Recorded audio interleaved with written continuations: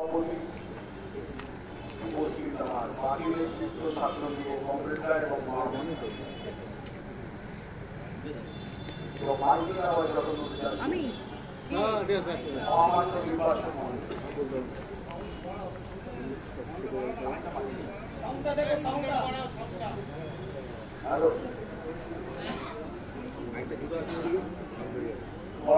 খারাপ তৃণমূল কর্মীরা আছে কিন্তু কাজে আমার করার অবস্থা আছে কোনো কাজ হচ্ছে না।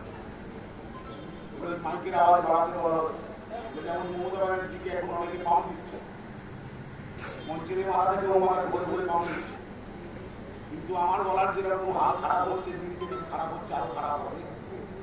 চৌঠা জুনের এই তৃণমূল সরকারের কপালে অনেক দুঃখ আছে। মানুষ মোটামুটি খারাপ হয়ে যাওয়া সরকারটাকে ছুড়ে ফেলে দেওয়ার জন্য আমরা যে কথা বলার জন্য এখানে এসেছি, অষ্টাদশ লোকসভা নির্বাচন গত 19 এপ্রিল থেকে শুরু হয়েছে। অলরেডি সারা ভারতবর্ষ জুড়ে 2 দফা ভোট হয়ে গেছে।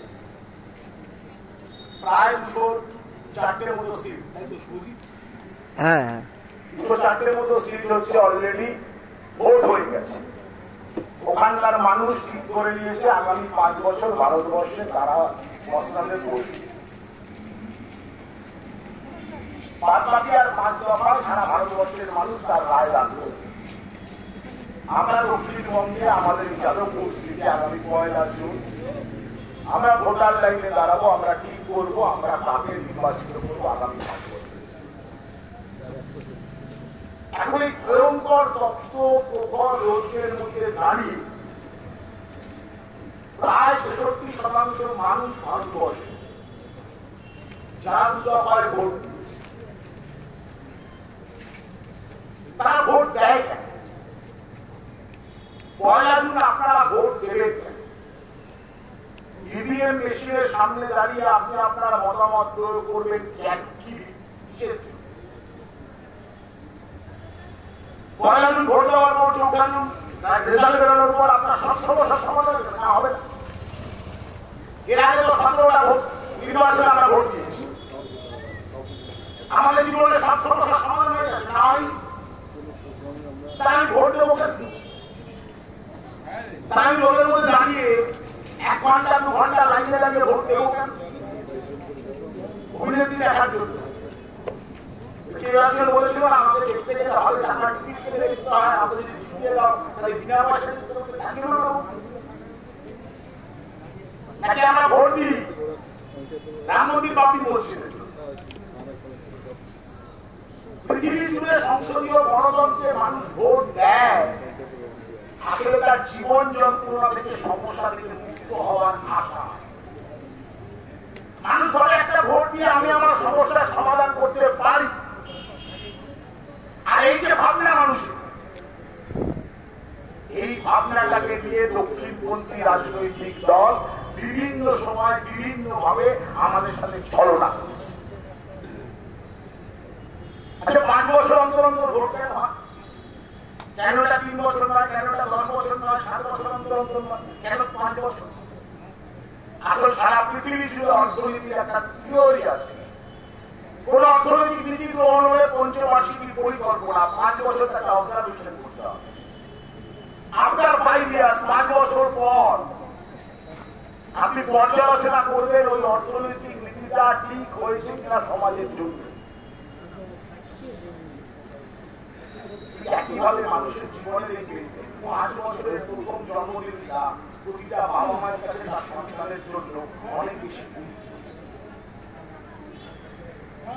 5 বছর পর সংসদীয় গণতন্ত্রে ভোট দেওয়া মানে হচ্ছে 2টো জিনিস। 1, আপনি এর আগের 5 বছর যে ভোট দিয়েছিলেন, আপনার রায় যার পক্ষে দিয়েছিলেন, যে আশা যে ভরসা নিয়ে অতীতের ওই 5 বছর তার কর্মধারা, তার কাজ, তার কথার প্রতিশ্রুতি রাখার বিষয় সে পূরণ করেছিল। আর যদি না করে থাকে তাহলে আপনি নতুন কাউকে পছন্দ করবেন আপনার আগামী 5 বছর। এখন এই পছন্দের ক্ষেত্রে মূল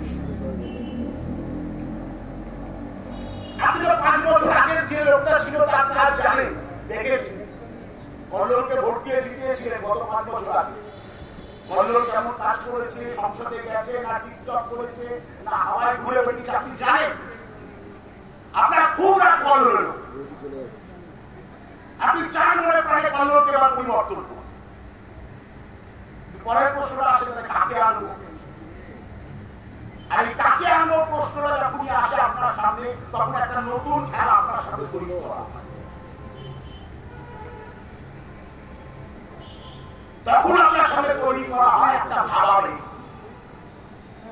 যেটা গত লোকসভা নির্বাচন পুলওয়ামা 41 জন ভারতবর্ষের সেনাবাহিনীর বীর জওয়ান, তাদের হিন্দু ছিল, তাদের শিখ ছিল, তাদের মুসলিম ছিল, তাদের বাঙালি ছিল, তাদের উপর উগ্রপন্থী আক্রমণ, তাদের উপর আরটিএক্স এর গাড়ির আক্রমণ, 41 জন শহীদ জওয়ানের শহীদের মৃত্যুবরণ। আর সারা ভারতবর্ষ জুড়ে প্রচার হলো পাকিস্তান হচ্ছে ভারতবর্ষের উপর আক্রমণ। মানে ভারতকে রক্ষা করতে হলে সব ভুলে যাও, জিনিসপত্রের দাম ভুলে যাও, মনে করো 56 ইঞ্চি ছাতি।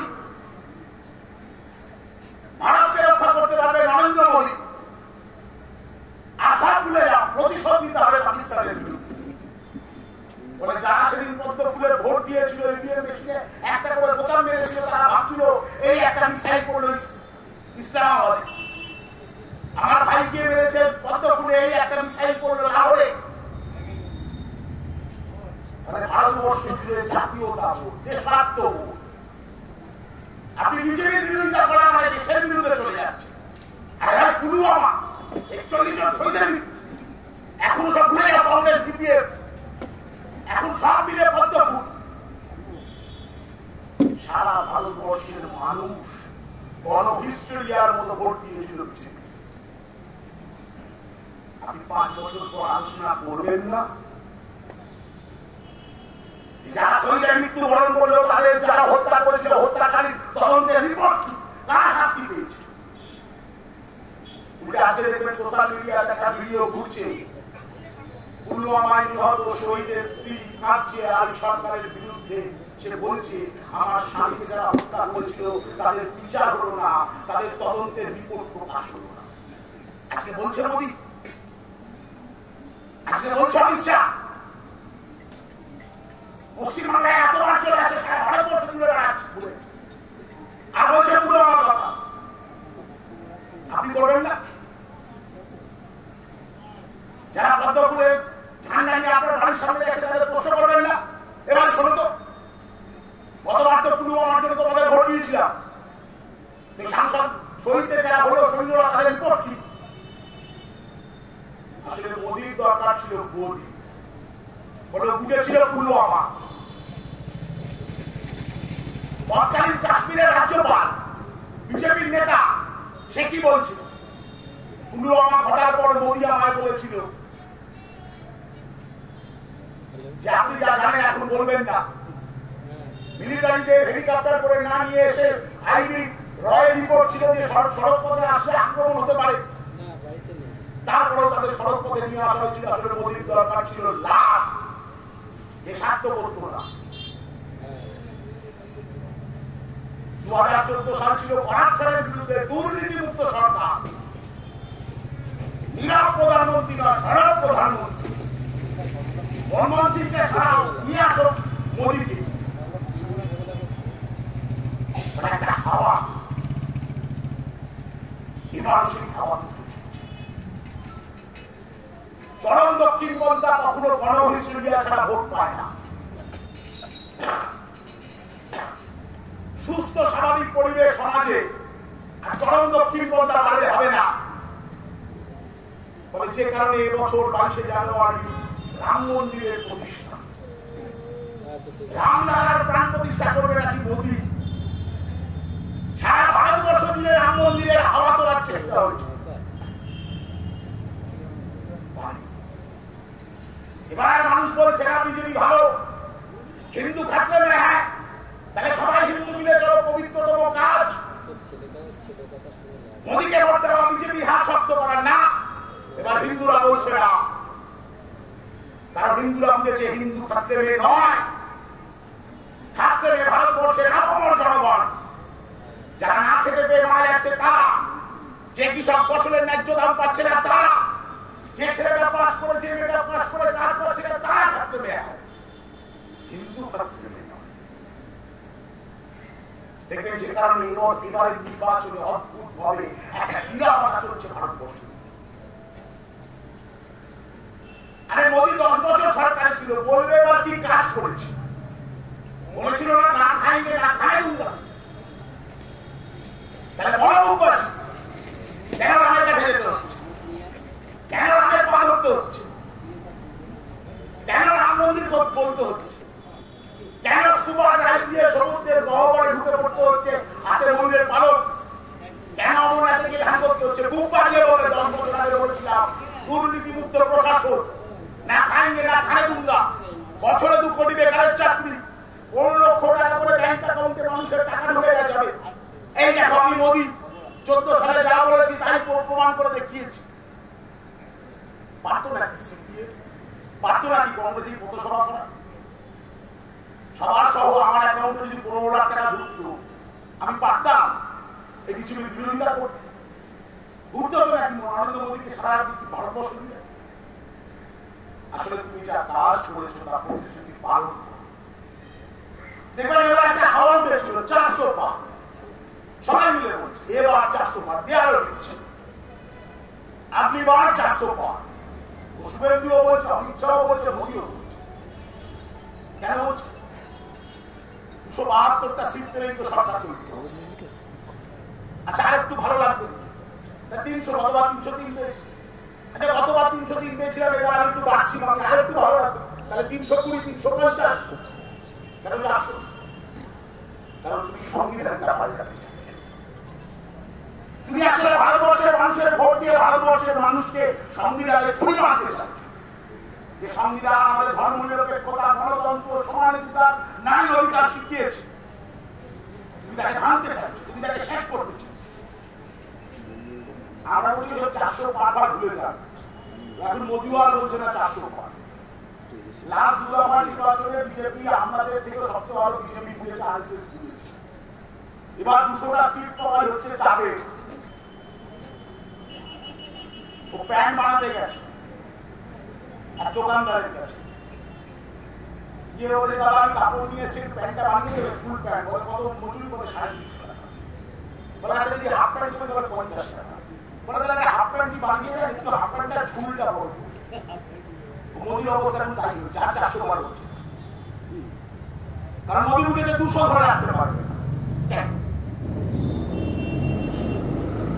এই প্রথম 2014 সালের পর দেখবেন মোদী কংগ্রেসের ইস্তেহারের পেছনে দৌড়চ্ছে। কংগ্রেস কি ইস্তেহার লিখেছে? চোরে বাবা, হিন্দুদের মঙ্গলসূত্র কেড়ে নাকি মুসলিমদের দিয়ে দেবে। ইস্তেহারে আছে নাকি আদিবাসীদের জমি কেড়ে নিয়ে মুসলিমদের দিয়ে দেবে। আসলে কংগ্রেসের ইস্তেহার, যা বামপন্থীদের সহযোগিতায় ইস্তেহার তৈরি হয়েছে, তাতে বলা হচ্ছে 90% মানুষের জন্য আগামী সরকার যদি বাম কংগ্রেসের এই ইন্ডিয়া জোটের সরকার যা বাস্তব হতে চলেছে 14 জুন, তার 90% মানুষের জন্য চলবে। 1 লক্ষ টাকা মহিলাদের দেওয়া হবে বছর। এবারে নির্বাচনের সমস্যা মূল মুদ্রা সারা ভারতবর্ষে, আপনি কাশ্মীর থেকে কন্যাকুমারিকা আর গুজরাট থেকে কোহিমা, আসামে না মণিপুরে, এই সারা ভারতবর্ষ জুড়ে যদি সমস্যা বলেন, মূল সমস্যা হচ্ছে বাজারের টাকা নেই। যে দিন আনি দিন খায়, তার সংসার চালাতে গিয়ে নাবিশ্বাস উঠছে, আর এই হাই রাইজ বিল্ডিং এ যিনি আছেন তারও পকেটে টাকা নেই, মার্কেটে টাকা নেই, কাজ নেই, শিক্ষা নেই, নতুন কর্মসংস্থান নেই, শিল্প নেই, নেই রাজ্যে মোদী, নেই রাজ্যে মমতা। সমস্যা হচ্ছে সমস্যা হচ্ছে প্রতিদিনকার জীবন যুদ্ধের লড়াইয়ে বেঁচে থাকার সমস্যা। সমস্যা হচ্ছে অস্বাভাবিক দ্রব্যমূল্য বৃদ্ধি, সমস্যা হচ্ছে কৃষকের ন্যায্য ফসলের দাম না পাওয়া, সমস্যা হচ্ছে বন্ধ কলকারখানা, শ্রমিকের মজুরি বন্ধ হয়ে যাওয়া, সমস্যা হচ্ছে দুবেলা মুখে দিয়ে বাঁচবার লড়াইয়ের সংগ্রামটা আরো জটিল, আরো জটিল, আরো কঠিন। মানে মানুষগুলো যে রাম মন্দির দিয়ে ঘুরে জল থেকে পেট ভরবে না। বাবরি মসজিদ ভেঙে দিয়েছে, নতুন করে একটা বড় মসজিদ হচ্ছে, একটা মসজিদ হলো আমার পেটের ভাত ক্ষুধা নিবারণ হবে না। ভরা পেটে ধর্ম পালন হয়। ক্ষুধার জ্বালায় আপনি আপনার নিজের সন্তানকেও ভালোবাসতে পারেন না, ধর্ম অনেক পরের কথা। মানুষ বুঝেছে আগে দুবেলা দুমুঠো খেয়ে পড়ে বাঁচতে চায়, আর এই বাঁচার জন্য গভর্নমেন্টের আমলে হবে না। এই যে এখানে মাইকের আওয়াজ যতদূর যাচ্ছে, আমি শুনছিলাম কোন দোকানদারদের হয়তো পৌরসভা নিয়ে আপত্তি আছে, ভালো। কোন রাজনৈতিক দলকে আপনারা বলতে দেবেন না বলেছেন, আরো ভালো। আপনাদের সাহসকে স্যালুট জানান, এটাই তো গণতন্ত্র। এই গণতন্ত্রের চর্চাই তো আমাদের এখানে হয়েছে। কিন্তু এই ভদ্রলোক ছোট ব্যবসায়ী যদি ব্যাংক থেকে লোন নেন আর সে টাকা যদি শোধ করতে না পারে, তার দোকানে এসে তালা মেরে যায় ব্যাংকের লোকেরা। আর ভারতবর্ষে 16 লক্ষ কোটি টাকা ব্যাংকের ঋণ ছাড় দেওয়া হয়েছে 21টা বড় লোককে। এবারে নির্বাচন বিজেপি, তৃণমূল, সিপিএম, কংগ্রেসের লড়াই হচ্ছে না। নির্মলা সীতারামনের হাজবেন্ড বলেছে কথাটা, এবারে নির্বাচন হচ্ছে বিজেপির বিরুদ্ধে সারা ভারতবর্ষে খেটে খাওয়া মানুষের লড়াই। তুমি আগামী আমদানিদের জন্য লড়াই করছো বিজেপি, আর আমরা ভারতবর্ষের আপামর খেটে খাওয়া মানুষ তোমার বিরুদ্ধে লড়াই করছে। আমাদের পশ্চিমবাংলায় লড়াইয়ের সাথে নতুন মাত্রা যুক্ত হচ্ছে, তৃণমূলের বিরুদ্ধে লড়াই পরে উঠছে। কেন যুক্ত হচ্ছে? কেন চাইছে ভারতবর্ষের আপামর মানুষ, সাধারণ মানুষ বিজেপি সরুক? কারণ তারা বুঝেছে হিন্দু খাদ্যে বলে যা বোঝানো হয়েছিল আসলে তা নয়। পটলের দাম 60 টাকা, আপনি যে কোনো বাজারে যান গিয়ে বলুন জয় শ্রীরাম, আমি তো দাদা হিন্দু, আমাদের 30 টাকা যান। জিওর রিচার্জের প্রতিদিন খরচ বাড়ছে। আপনি জিওর দোকানে গিয়ে অথবা মুকেশ আম্বানিকে যদি মেল করেন, দাদা আমি কল্লোলদার, সাচ্চা হিন্দু, হিন্দু খাদ্য নিয়ে, হ্যাঁ আমি বিজেপির সমর্থক, আমি চাই রাম মন্দির হোক, আমি চাই মসজিদ ভাঙুক, আচ্ছা দাদা আমার জন্য জিও একটু ছাড় হবে না? না, হবে না। শোষণের কোন ধর্ম হয় না, চুরির কোন ধর্ম হয় না। ধর্ম তখনই নিয়ে আসা হয় যখন আপনি প্রশ্ন করেন। যখন আপনি সরকারকে প্রশ্ন করেন তখন কেউ বলবে রাম, আর কেউ মাথায় হিজাব দিয়ে নামাজের দিন বক্তৃতা করতে গিয়ে বলবে আমি মুসলিম দরদি, আর ভোটের পর বলবে যে গরু দুধ দেয় তার লাঠি খাওয়া ভালো। আমরা বলছি চারিদিকে একটা হাওয়া উঠেছে। 34 বছর ভালো ছিল, বাংলা ভালো ছিল। 14 সালে হাওয়া ছিল না, 14 সালে আমাদের কি শুনতে হয়েছে? বাবা এখনো রাজধানী নিয়ে যাচ্ছে, এতদিন জানিয়ে তা হলো না। 16 সাল এখনো সিপিএম আছে, সিপিএম বড়। 19 সাল না তোমাদের দিয়ে হবে, আগে রাম পরে বাপ। 21 না তোমরা ভালো, কিন্তু বুঝলে তোমরা তৃণমূলকে আটকাতে পারবে না। তোমাদের নেতারা একটু ভালো, সুগন্ধি মাখা নেতা, একটু লালু ঘুরু গোছের নেতা। তোমাদের সব পুরো বিদ্যুৎ মাথায় রাখা চুল, তোমরা পারবে না বাবা তৃণমূলকে আটকাতে। এবার রাম রহিমের লড়াই, রাম রহিমের লড়াই, আগে রাম পরে বাম। এবার দেখবেন সারা পশ্চিমবাংলা জুড়ে বলা হচ্ছে, ভিডিও বলতে বাধ্য হচ্ছে, বামেদের একটা নতুন ব্রিগেড, নতুন স্বপ্ন দেখাচ্ছে। কেন? কি এমন করেছিল 13 বছরের মধ্যে আজকের দিনে দাঁড়িয়ে? দুটো গুণগত ফারাক হচ্ছে। এক, আপনি 13 বছর ধরে একটা সরকারকে পশ্চিমবাংলায় দেখছেন, এখন আর 34-এর গল্প দিলে হবে না, এখন আর মরিচঝাপি বললে হবে না, এখন আর নন্দীগ্রাম সিঙ্গুর বললে হবে না, এখন আর আনন্দবাদী বললে হবে না, এখন আর সাইবাড়ি বললে হবে না। এখন আপনাকে জবাব দিতে হবে। 13 বছর একটা বড় সময়। 2011 সালে যার 13 বছর বয়স ছিল, আজকের দিনে দাঁড়িয়ে তার 25-26 বছর বয়স। সে 13-11 সালে স্কুলে পড়তো, আজকে সে কলেজে পাস করার পর চাকরির বাজারে লাগিয়ে দাঁড়িয়েছে। অভিজ্ঞতা দিয়েছে 13 বছরে। আর একটা ফারাক হয়েছে মধ্যবর্তী সময় এই কোভিডের সময় একটা কথা পশ্চিমবাংলার রাজনীতিতে মানুষ প্রথম শুনল, রেড ভলেন্টিয়ার। এই রেড ভলেন্টিয়ার্স এর নেতা হচ্ছে সৃজন। সপ্তর্ষি বলবে, শুভজিৎ বলেছে, এরা সব রেড ভলেন্টিয়ার। রাত্রি 12টার সময় পিপি কিট জিন্দেগি জিনে কে লিয়ে গান গাইতে গাইতে ছেলেগুলো সাইকেল করে অক্সিজেন নিয়ে যাচ্ছে কোন একটা ফ্ল্যাট বাড়িতে অথবা কোন একজনের বাড়িতে, যাকে সে চেনে না, জানে না, বোঝেনি সে তার সমর্থক কিনা। শুনেছে মুহূর্তে রোগী অক্সিজেনের স্যাচুরেশন কমছে, ফলে সিলিন্ডার নিয়ে দৌড়ে গেছে। মানুষ অভিজ্ঞতা একটা বড় শিক্ষা। এখন প্রশ্ন হচ্ছে, আমরা তো সৃজন ভট্টাচার্যকে জেতানোর জন্য কাজটা তিনি কারাচিতে ভোট দেওয়ার জন্য আপনাদের কাছে এখন দেখবেন মানুষের কানে কানে একটা কথা বলা হয়, সিপিএম পারবে, সিপিএম যে ভোটটা দিয়ে নষ্ট হবে না, সিপিএম জিতবে না। আরে গতবার 7% কি বল, 40% ভোট পেয়ে হয় না। হ্যাঁ, পারবে সিপিএম, লড়াই করে কিন্তু সিপিএম ঠিক জিততে পারবে। জিজ্ঞেস করুন কে জিতবে। 2009, 2014, 2015 যাদবপুরে তৃণমূল কংগ্রেস প্রথমবার সাংসদের নাম হচ্ছে কবির সুমন। 5 বছর পর তৃণমূল দল তাকে ভরসা করতে পারল না, তাও মানুষ জোড়াফুলকে ভরসা করেছে। সুব্রত বসুকে চিনি। 2019 সাল তৃণমূল কংগ্রেস নিজের সাংসদকে বিশ্বাস করতে পারল না, এমন কাজ করে তাকে দেখবে মানুষ খেতে যাবে, ফলে পাল্টে দাও সিনেমা আর্টিস্ট মিনি চক্রবর্তী। আচ্ছা, মানুষ আবার জোড়াফুলে ভোট দিয়েছে। সিপিএম তো পারবে না, তোমরা তো 7, তোমরা তো 4%, তোমরা তো পারবে। আচ্ছা, মিমি চক্র লাভি হচ্ছে টিকটকে বেশি সাংসদের কম।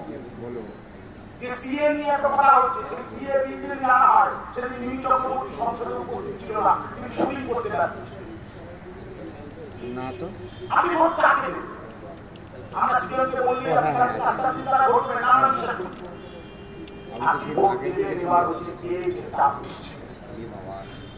এই জিততে পারে আপনাকে শেখাচ্ছে কে? মিডিয়া।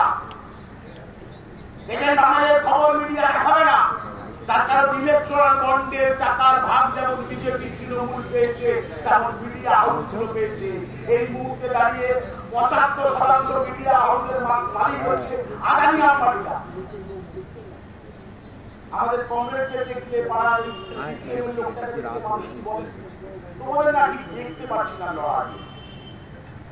আচ্ছা, আপনি লড়াইয়ে দেখেন কোথায়, খোঁজেন কোথায়? আমাদের সকালবেলায় আনন্দ করতে হয়, না পিছিয়ে পড়তে হয়, না সত্যবেলায় ঘন্টাকার সঙ্গে কোন এরা তো দেখাচ্ছে না আমাদের, ফলে আপনি ভাবছেন করি দেখতে পাচ্ছি না তো লাভ ঘাটা। আর যদি বা গণ আন্দোলনের চাপে বাধ্য হয়ে ইনসাফ যাত্রা, ইনসাফ ব্রিগেড যদি বা দেখাতে হয়, তারপরেই বলছে না আন্দোলনটা না ঠিক তৃণমূলের ওপর করতে পারছে না। যে চোর হলো, এসএসসি চোর ধরা পড়লো, ভাবো তো দেখি করলো মমতা ব্যানার্জি থাকলে পশ্চিমবাংলায় আগুন জ্বালিয়ে দিত। তোমরা কিন্তু সেটা পারছো না, আমরা পারবো না। আমরা পারবো না 26 দিন অনশনের নাটক করে পশ্চিমবাংলার ভবিষ্যৎকে শেষ করে দেবো এই কারণে যে আমি মুখ্যমন্ত্রী হতে পারবো না যদি সিঙ্গুরের ন্যানো কারখানা হয়। আমরা পারবো না সিপিএম এই কাজ করতে, আমরা পারবো না বেদি ভবনের আন্দোলনে আমার গায়ে গুলি লাগেনি, তারপরেও মোহাম্মদ সেলিম, সুজন চক্রবর্তীরা ফোন করে পশ্চিমবাংলায় বলবে হ্যাঁ আমাকে গুলি করেছে, তোরা রাস্তায় নাও। আমরা পারবো না এই মিথ্যের রাজনীতি করতে। আপনি যদি মনে করেন যে আমাদের কাছ থেকে চাই, আমাদের ভোট দেবেন না।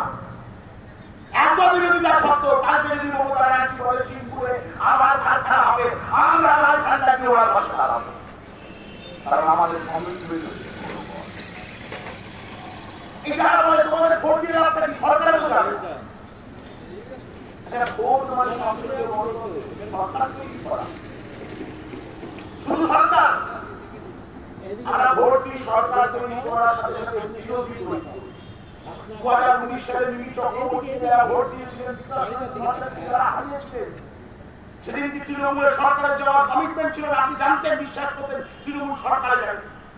না 2004 সালে সুজন চক্রবর্তীকে যাদবপুরে আপনি জিতিয়েছিলেন, আপনি কি জানতেন নাকি সেদিন সিপিএম বলেছিল নাকি সরকারে যাবে না? 1996 সালে আমাদের এখানে মাননীয় ভট্টাচার্যকে আপনারা জিতিয়েছিলেন, সেদিন বলেছিল নাকি সিপিএম সরকারে যাবে না? সরকারে যাওয়ার জন্য শুধু সংসদীয় গণতন্ত্র নয়, 2004 সালে 61টা সাংসদ হ্যাঁ আমরা ঝান্ডা গর্বের সাথে বলতে পারি। সোনিয়া গান্ধী, মনমোহন সিং বঙ্গভবনের দিল্লিতে জ্যোতি বসুর ঘরে, হারকিষেন সিং সুরজিৎ আর জ্যোতি বসু ঘরে বসে আছে।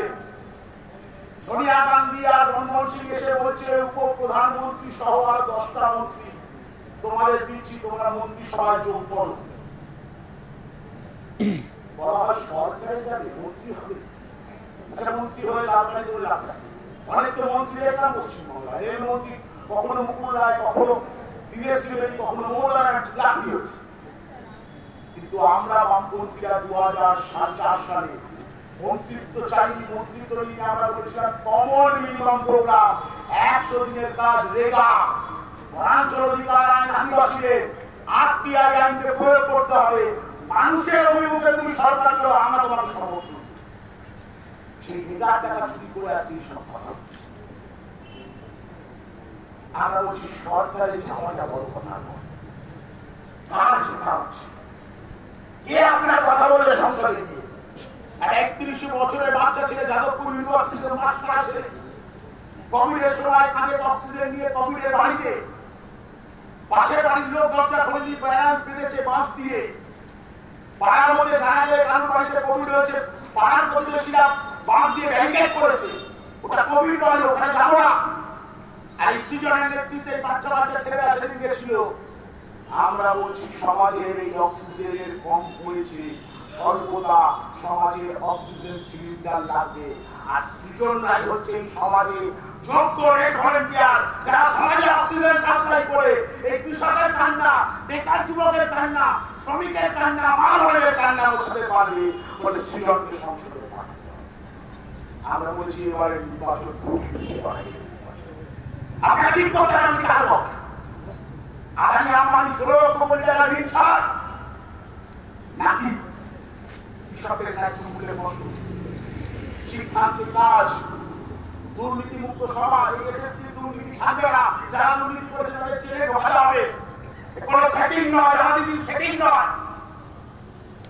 ফলে আমরা অনুরোধ করব আপনি আপনার বিবেককে প্রশ্ন করুন। যদি মনে হয় আপনার বিবেক বলেছে এই ছেলেটাকে পাঠানো উচিত, লাল ঝান্ডায় পারবে আমার লড়াইকে সামনে আনতে, তাহলে সৃজন সারা যাদবপুর জুড়ে আমাদের কাছে যা খবর, এবার যাদবপুরে লাল পলাশ ফুটবে। যতই লোকদের দাবক প্রবাহ বাড়ুক, লাল পলাশ ফোটা থেকে যাদবপুরকে আটকাতে পারবে না এবার কোন শক্তি। ফলে আগামী 1 জুন কাস্তে হাতুড়ি তারা চিহ্নের ভোট দিয়ে কংগ্রেস সৃজন ভট্টাচার্যকে আমার আপনার প্রতিনিধি টিকটকে নয় সংসদ ভবনে দেখতে চাই, এই স্বপ্ন নিয়ে ভোট দেবেন। এই বলে সকলকে অভিনন্দন জানিয়ে শেষ করলাম। ইনকলাব জিন্দাবাদ, বাম কংগ্রেস জিন্দাবাদ।